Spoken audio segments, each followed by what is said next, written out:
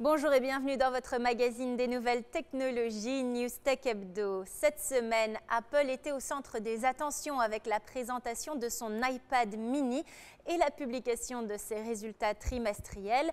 Microsoft a essayé de lui voler la vedette en sortant vendredi sa tablette et son système d'exploitation Windows 8. Enfin, dans le dossier réseaux sociaux, Facebook et Zynga ont fait meilleure mine sur les places boursières.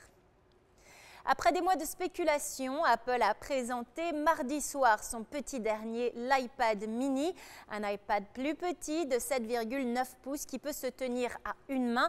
En revanche, le prix, lui, n'est pas si mini, entre 339 et 474 €. Cette petite tablette est plus chère que ses concurrentes Nexus 7 de Google et Kindle Fire d'Amazon.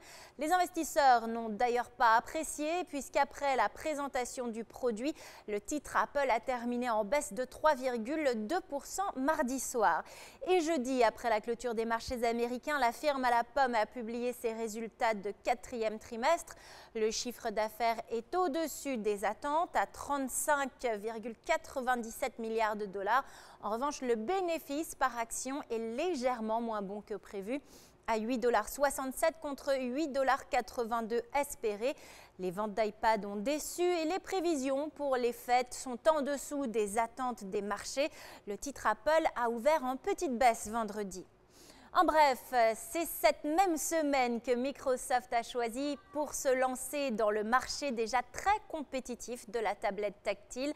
Le géant informatique a présenté jeudi soir la tablette Surface et son logiciel d'exploitation pour PC, tablette et smartphone Windows 8. Microsoft espère ainsi rattraper le retard accumulé face à Apple et à Google dans le secteur.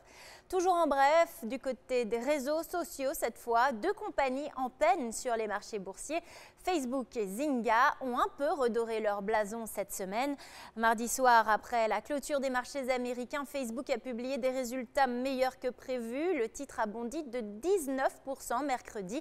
Et Zynga, l'éditeur de jeux pour réseaux sociaux, a annoncé une nouvelle stratégie.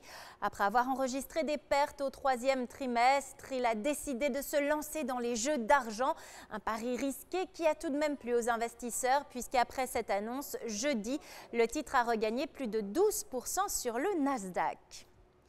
News Tech Hebdo, c'est tout pour aujourd'hui. Je vous retrouve la semaine prochaine, toujours au Nasdaq, au cœur de Times Square à New York, pour un autre numéro de votre magazine technologique avec NYFP.